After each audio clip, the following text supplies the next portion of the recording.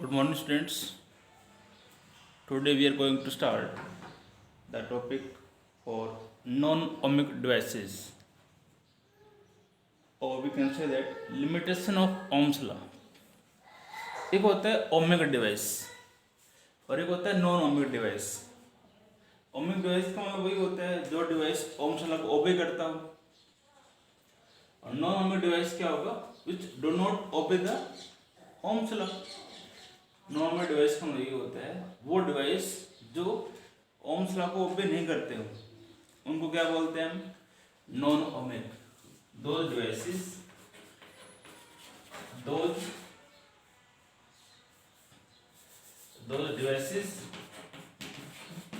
which do not obey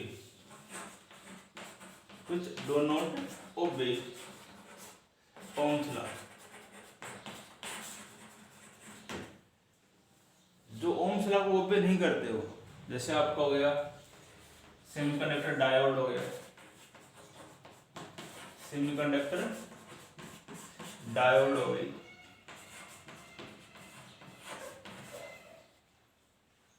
vacuum tubes होगी, vacuum tubes होगी आपकी, वैक्यूम ट्यूब्स होगी, ट्रांजिस्टर हो गया, ट्रांजिस्टर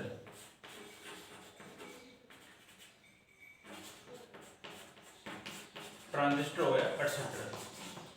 ये वो डिवाइस है जो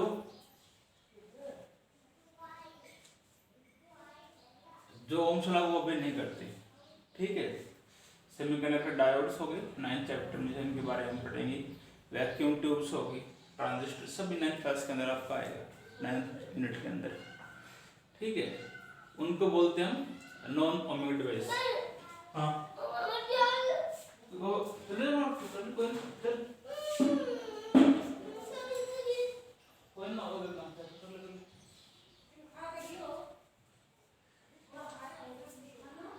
ओम्स लॉ की वैल्यू जो है ना, ओम्स लॉ से हम कर सकते हैं the value V/I is equal to R. The value V/I is equal to R is valid for ohmic and non-ohmic devices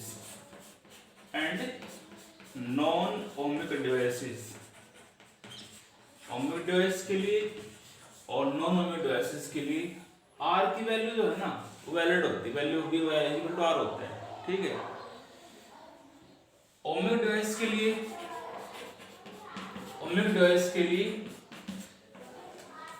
आप कह सकते हो V/I जो है ये कांस्टेंट होता है.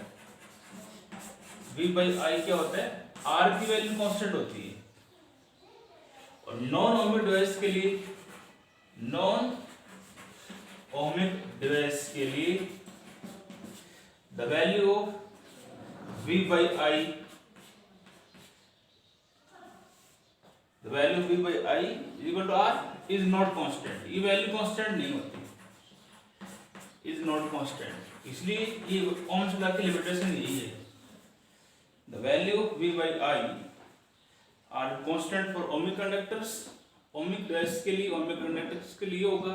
नॉन ohmic डिवाइस के लिए R की वैल्यू आपकी कांस्टेंट नहीं होती. This is the limitation of Ohm's law. Non ohmic device की कुछ कैरेक्टरिस्टिक्स भी आप कर सकते हो. VI ग्राफ जो होता है नॉन ohmic डिवाइसेस का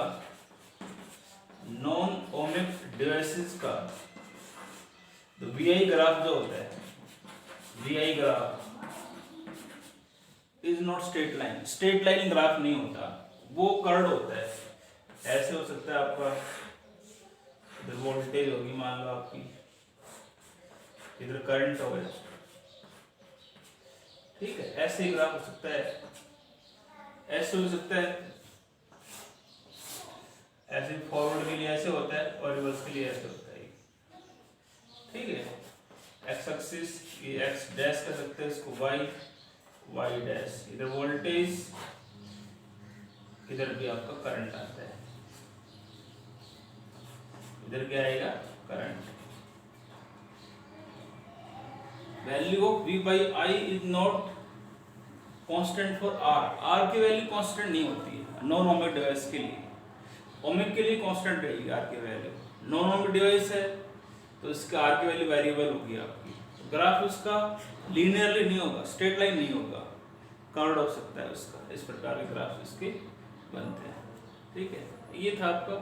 अब ये HBSC बोर्ड में भी 2 साल पहले आपका आया था 2 नंबर के अंदर लिमिटेशन ऑफ ओम्स लॉ, तो आप इसको सी बाई यही करोगे।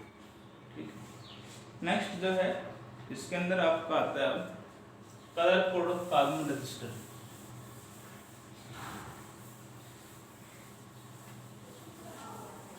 Colour code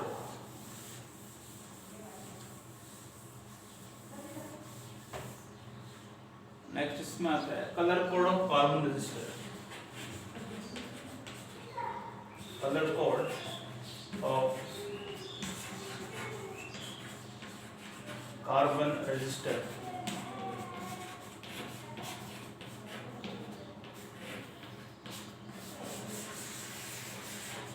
colour code of carbon register.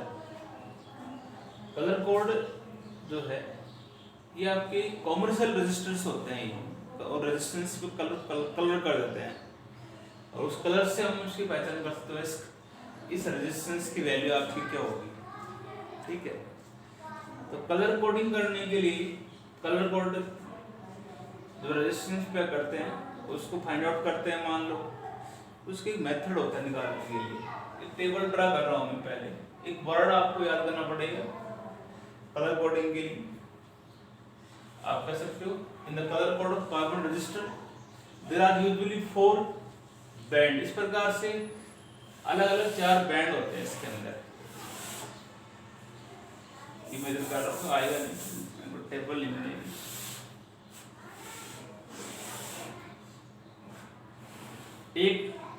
एक बैंड ये हो गया, एक बैंड ये हो गया, एक बैंड ये हो गया, एक बैंड ये हो गया। There are 4 band A, B, C, D, 4 band, 4 strip we can say that, और इनके ऊपर डिफरेंट कलर होता है। अलग अलग 4 स्ट्रिप्स पे अलग अलग कलर होता है। फर्स्ट जो आपका बैंड जो है ये बताएगा फर्स्ट सिग्निफिकेंट फिगर को। ये किसको बताएगा? ये फर्स्ट डिजिट को बताएगा। सिग्निफिकेंट जो भी रेजिस्टेंस की वैल्यू होगी ना उसकी फर्स्ट डिजिट ही होगा। ये सेकंड डिजिट होगा उसका, सेकंड डिजिट को बताएगा। तीसरा डिजिट जो है वो थर्ड डिजिट को बताएगा। तीसरा बैंड थर्ड डिजिट को बताएगा।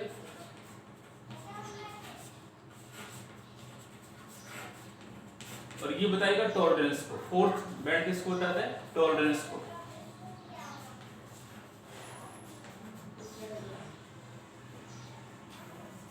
ठीक है, in the colour coding of carbon resistor there are usually 4 strips or band of different colors and color of the first 2 strips, इनका 2 strips का कलर हमें बताएगा is the first 2 significant figures। जो भी रेजिस्टेंस की वैल्यू है उसमें दो पहले ये जो है ना पहले 2 स्ट्रिप्स 2 डिजिट्स को बताएगा। जो रेजिस्टेंस की वैल्यू है ना उसकी 2 डिजिट पहले बढ़ा जाएंगी। ये बताएगा थर्ड डिजिट को बताएगा उसका, और ये इसका है टॉलरेंस को। ठीक है, कलर कोडिंग के लिए there are usually can say that एक टेबल आपको याद करना पड़ेगा, टेबल ड्रा करना पड़ेगा। उसके लिए वर्ड लिख रहा हूं मैं, B B Roy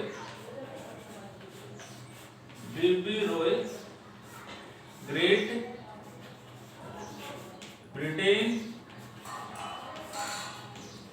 Britain very good wife wearing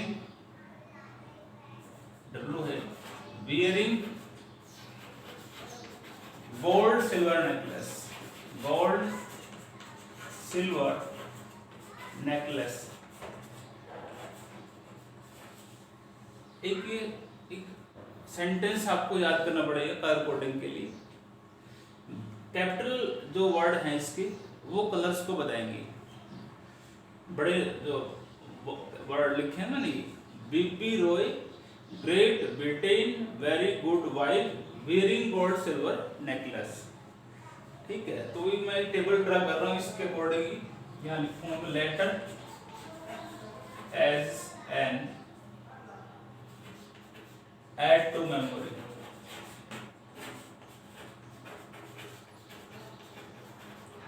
letter as an aid to memory. इसमें कलर्स फिर सिग्निफिकेंट फिगर आ जाएगा आपका। नंबर कह सकते हो, नंबर से सिग्निफिकेंट फिगर एक ही बात, सिग्निफिकेंट फिगर। फिर डेसिमल मल्टीप्लायर,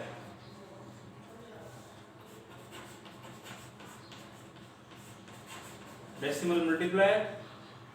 और इसके बाद जो है आपका आएगा टॉलरेंस। लास्ट वाला किसको बताएगा? डेसिमल मल्टीप्लायर और फिर टॉलरेंस को बता देगा लास्ट।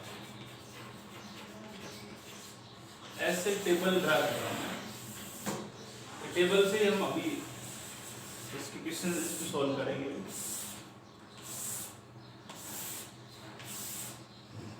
ठीक है, आपने लिखा बीबी रॉय, तो लेटर यहां लिखा जा रहा है B B Roy, capital word लिख रहा हूं मैं यहां, उसी से कलर बनेगा आपका। रॉय ग्रेट का जी बड़ा, यहां लेना है ब्रिटेन का बी, वेरी का बी, ठीक है, गुड जी, वाइफ का डब्ल्यू बड़ा, वेयरिंग का छोटा नहीं लेना है आपको, गोल्ड और सिल्वर, गोल्ड और लास्ट में सिल्वर। कलर्स की बात आती है, बी से सबसे पहले ब्लैक आएगा आपका, ब्लैक, और फिर आता है ब्राउन, आर से रेड, ओ से ऑरेंज, वाई से येलो, येलो, पहले ग्रीन, एक और आएगी यहां ग्रे हो जाएगा। बी से पहले जिससे आपका था क्या, जिससे ग्रीन और इससे ब्लू,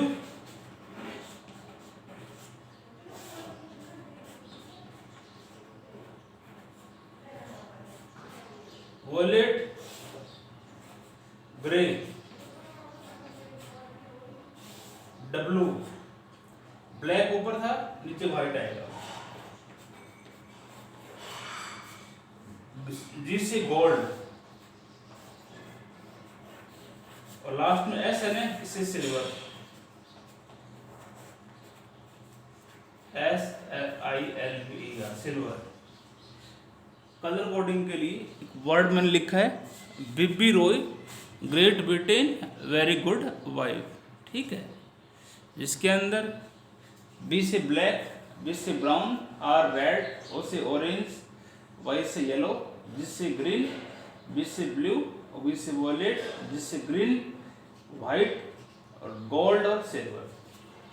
सिग्निफिकेंट फिगर्स के अंदर स्टार्ट जीरो से होगा आपका, 0 1 2 3 4 5 6 7 8 9, ठीक है, वाइट तक आएगा।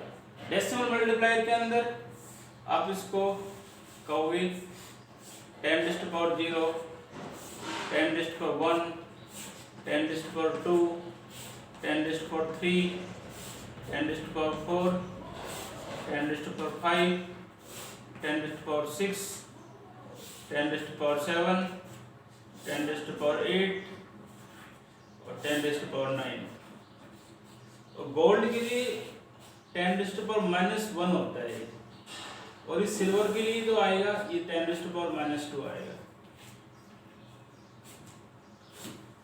टॉलरेंस के लिए यदि आपको गोल्ड है तो टॉलरेंस जो होगी वो होगी 5%। ठीक है, सिल्वर है, इस बैंड पे यदि कलर फोर्थ बैंड पे कलर आपका गोल्ड है तो टॉलरेंस क्या होगी 5%। इस पे सिल्वर कलर है तो 10% होगा, और इस पे कोई कलर नहीं है, नो कलर है, कलर ही नहीं है मान लो इसके ऊपर, तो 20% आपकी टॉलरेंस उसकी। एक बार दोबारा देख लो, कलर कोडिंग के लिए in the colour coding of carbon resistor there are usually 4 strips or 4 band of different colors. Color of the first 2 strips, in 2 strips का कलर हमें बताएगा फर्स्ट 2 सिग्निफिकेंट फिगर्स को या फर्स्ट 2 डिजिट्स को बताएगा। Colour of the third band, इस strip का colour हमें क्या बताएगा, डेसिमल मल्टीप्लायर को बताएगा, इसको बताएगा। और फोर्थ बैंड जो है डी जो है ये टॉलरेंस को रिप्रेजेंट करेगा। दोबारा देख लेते हैं, इसको मैंने ये बताया, colour of the first 2 strips shows the significant figures, third strip shows the decimal multiplier, मतलब 2 सिग्निफिकेंट फिगर्स के बाद कितने जीरो है, और डी बैंड बताता है टॉलरेंस को। ठीक है, ये टेबल आपको दिमाग में होना चाहिए। क्वेश्चन में इस पे आपको बता रहा हूँ, जैसे मान लो आपको ये वैल्यू दे रखी है 47, क्वेश्चन आपको दिया हुआ है 47 ओम ±10%, ये आपको दिया हुआ है, क्वेश्चन आपको दिया हुआ है 4700 ओम ±10%। ये रेजिस्टेंस की वैल्यू आपको दे रखी है। इस रेजिस्टेंस का कलर कोड क्या होगा, इसका कलर कोड क्या होगा, इसको कलर कोड निकालने के लिए इसको हम ऐसे कर सकते हैं 47 × 10⁻² ओम ±10%, प्लस माइनस क्या आएगा, ये आपका 10% आपका ये आ जाएगा इसके अंदर। ठीक है, इसको हम ऐसे कह सकते हैं। अब इसका हमें निकालना है कलर कोड, इस रेजिस्टेंस का जो दे रखा है इससे कलर क्या होगा, तो 4 इसका फर्स्ट डिजिट आपका दिया हुआ है, इसका कलर आपका बताना है, तो फर्स्ट डिजिट 4 है तो 4 ये रहा, इसका कलर क्या होगा, येलो, ये होगा आपका येलो। सेकंड जो आपका डिजिट जो है ये 7 दे रखा है, इसका मतलब 7 का कलर देखो कौन सा होगा, violet, yellow violet. Third band जो है वो डेसिमल मल्टीप्लायर, मतलब इनके पास कितना जीरो है, 2 जीरो है, 10⁻²। इसका कलर कितना दे रखा है, रेड, यहाँ पे रेड आ जाएगा। तो इस रेजिस्टेंस का टॉलरेंस मतलब वो रेजिस्टेंस परसेंटेजली कितना एक्यूरेट है, इसका 10% दे रखे है, इसका मतलब फोर्थ जो स्ट्रिप जो है इसका कलर क्या आएगा आपका, इसका कलर आएगा सिल्वर। ये क्वेश्चन है, कर लोगे नहीं, इस पे वो भी क्वेश्चन मैं आपको बता रहा हूँ। जैसे एक क्वेश्चन ये हो गया, एक क्वेश्चन नोट कर लेते हैं। मान लो आपको दे देता है 5800 ओम प्लस माइनस ऑफ 20%। एक क्वेश्चन दे रखा है, what is the colour code of this value of resistance. ये रेजिस्टेंस जो आपको दिया हुआ है इसका रेजिस्टेंस दे रखा है, इसका कलर कोड क्या होगा भैया। 5 फर्स्ट डिजिट 5 है, ये 8 है, इस पे 10 की पावर 3 दिया हुआ है, और फोर्थ बैंड है उसकी टॉलरेंस दे रखी है 20%।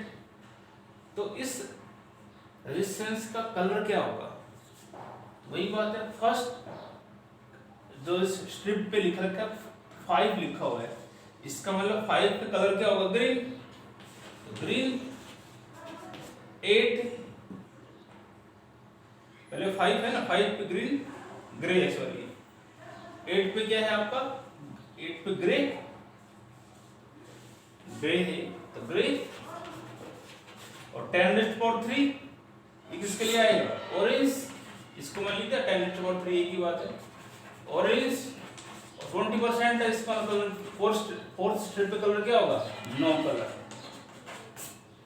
ये होगा इसका मतलब इस कार्बन रेजिस्टेंस की जो वैल्यू आपको दे रखी है उसका कलर कोडिंग ही होगा। उल्टा भी आ सकता है, जैसे कैसे? जैसे मान लो आपको दे दिया, क्वेश्चन दे दिया ब्लैक, ब्लैक एंड स्टार्टिंग, ये ले लो आप, कोई भी ले लो, जरूरी नहीं हो तो वॉलेट ले लिया, वॉलेट ग्रीन, ब्राउन और लास्ट में दे दिया आपको gold.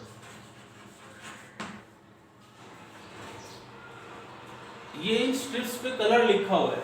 What is the resistance of this colour coding?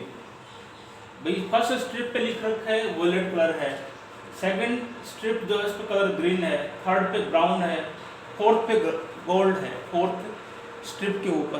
तो इस रेजिस्टेंस जो आपको, ये जो आप कलर कोडिंग जो दे रखी है, इसका रेजिस्टेंस की वैल्यू आपकी क्या होगी यदि हमें कैलकुलेट करना हो?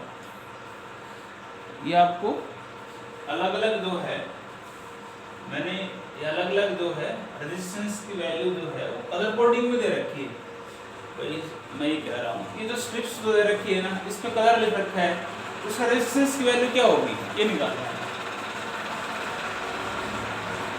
देखो तो फर्स्ट स्ट्रिप जो है इस पे वॉयलेट कलर है, इसका फर्स्ट सिग्निफिकेंट फिगर क्या होगा? वॉयलेट देखो कहाँ पे है, ये रहा, ये colour of the first strip so the significant figure. तो 7 पे इसका मतलब वॉयलेट कलर है इस वक्त, इसका रेजिस्टेंस की वैल्यू क्या आएगी? 7।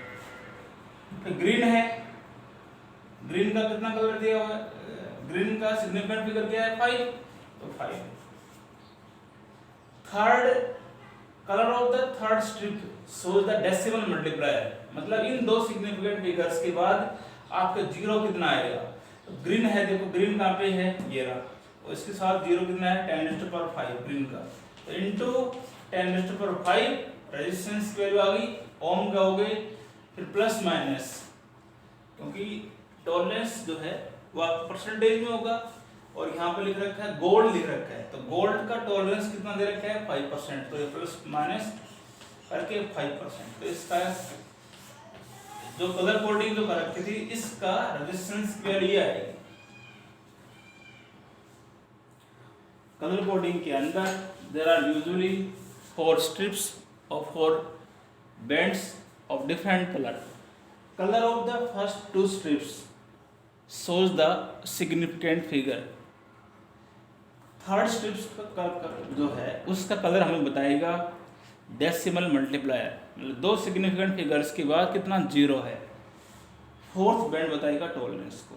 ये टेबल आपको याद करना पड़ेगा, उसके लिए एक सेंटेंस आपको याद करना पड़ेगा, B B Roy Great Britain very good wife wearing gold silver necklace, मैंने पहले लिखा था वो वर्ड, उस सेंटेंस के अकॉर्डिंग हम इस लेटर हो गए, कलर्स हो गए, इससे नंबर ऑफ सिग्निफिकेंट फिगर लिखोगे जिससे से स्टार्ट होगा, और डेसिमल मल्टीप्लायर और टॉलरेंस।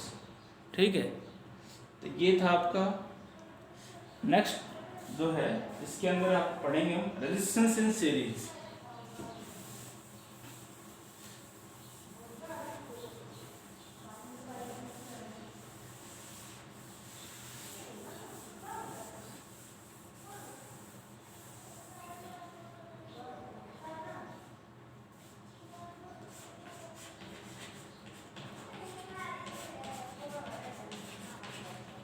रेजिस्टेंस इन सीरीज वही टॉपिक, कॉम्बिनेशन रेजिस्टेंस आप कह सकते हो। कॉम्बिनेशन रेजिस्टेंस के अंदर रेजिस्टेंस को कंबाइन कर सकते हैं दो मेथड से, रेजिस्टेंस इन सीरीज और रेजिस्टेंस इन पैरेलल। तो नंबर ऑफ रेजिस्टर्स आपकी सीरीज में कब होंगे? If same current is flowing through each resistance. सीधी सी बात है, हर रेजिस्टेंस के लॉन्ग करंट सेम हो जब हम पोटेंशियल डिफरेंस अप्लाई करते हैं, और सभी का पाथ एक ही पाथ में सभी रजिस्टर जो है वो जुड़े हुए होंगे। मैं लिख देता हूँ इसकी definition. Resistors in series if same current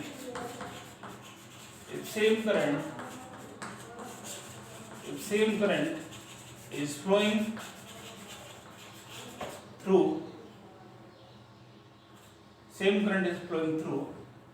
each resistance,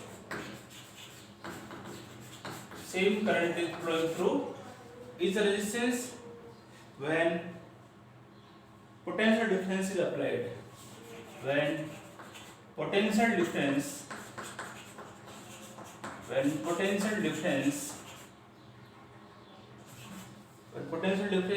is applied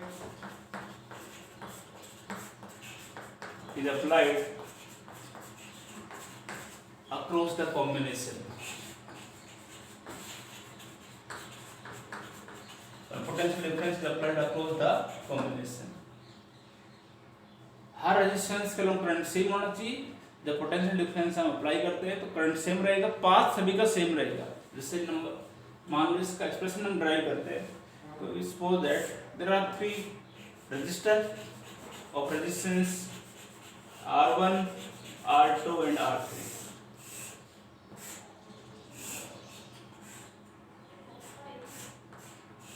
इसका EMF E लिया हुआ,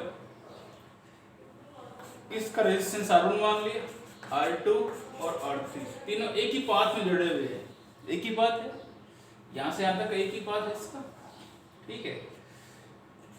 जैसे पोटेंशियल डिफरेंस हम अप्लाई करते हैं, V करंट हर रेजिस्टेंस के लॉन्ग सेम रहेगा, करंट आपका I फ्लो करेगा। पोटेंशियल डिफरेंस जो है हर रेजिस्टेंस के लॉन्ग अलग अलग आपका फ्लो करेगा। सीधी सी बात है, R1 रेजिस्टेंस के लॉन्ग पोटेंशियल डिफरेंस V1, इसका V2, और इस रेजिस्टेंस के लॉन्ग पोटेंशियल डिफरेंस होगा V3। अप्लाइड जो किया हमने अप्लाइड पोटेंशियल डिफरेंस आपका है V। हमने यही कहा था रेजिस्टेंस सीरीज में कब होंगे? जब हर रेजिस्टेंस के अलोंग करंट जो है वो क्या करे, सेम फ्लो करे, और सभी का पाथ जो है वो सेम हो, एक ही पाथ में सारे रेजिस्टेंस आपके जुड़े हुए हैं। यदि हम सीरीज में नेट रेजिस्टेंस कैलकुलेट करना है तो वो हमने 10th क्लास में किया था, यहाँ भी हम सिंपली कर सकते हो। पहले आप इसमें कर सकते हो, consider 3 resistor of resistance R1, R2 and R3 connected in series combination, ठीक है। Let V1, V2, V3 be the potential difference across R1, R2 and R3। R1, R2, R3 resistance के अक्रॉस पोटेंशियल डिफरेंस दे रखा है V1, V2 और V3, ठीक है। let I be the constant current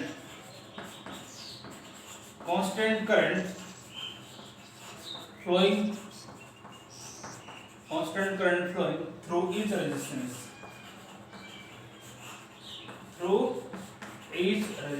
her resistance के along current आपका I flow कर रहा है। टोटल पोटेंशियल डिफरेंस क्या आएगा? अप्लाइड पोटेंशियल डिफरेंस V है, तो V किसके बराबर आएगा? V1 plus V2 plus V3। Ohm's law से, according to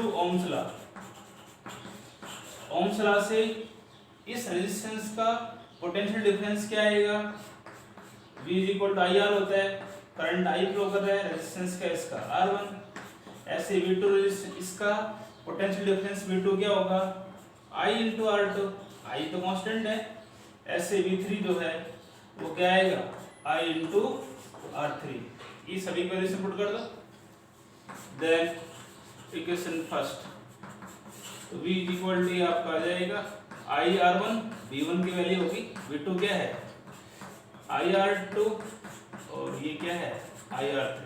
V common, I common आ जाएगा सभी के अंदर, R1 plus R2 plus R3, equation first आ गई। अब हम ये कह रहे हैं यदि इन तीनों रेजिस्टेंस को हम सीरीज में जोड़ते हैं तो उनका नेट रेजिस्टेंस RS है। If RS be the net resistance, total resistance, RS be the net resistance in series combination, in series combination, then net voltage बोलो क्या आएगा, ये आएगा I इंटू RS आ जाएगा, ये आएगा ना, net voltage, net potential difference, net current और नेट रेजिस्टेंस तीनों नेट है।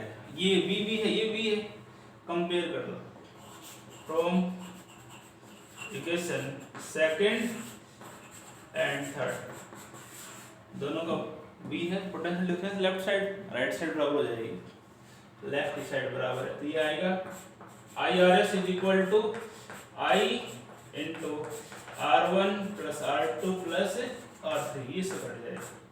तो नेट रेजिस्टेंस ये आपका आ गया R1 plus R2 plus R3। मान लो n रेजिस्टेंस होते, 4 रेजिस्टेंस होते तो R प्लस R4 हो जाता, कितने रेजिस्टेंस हो सभी का ऐड हो जाएगा। एक बात यहाँ से क्लियर ये भी हो रही है, सीरीज कॉम्बिनेशन के अंदर नेट रेजिस्टेंस जो आपका होगा वो हमेशा इंडिविजुअल रेजिस्टेंस से ज़्यादा होगा। सीरीज कॉम्बिनेशन है, ध्यान रखोगे सभी का रेजिस्टेंस एक ही पाथ में आपके जुड़े हुए होंगे और सभी के अलोंग करंट आपका सेम होगा, ठीक है।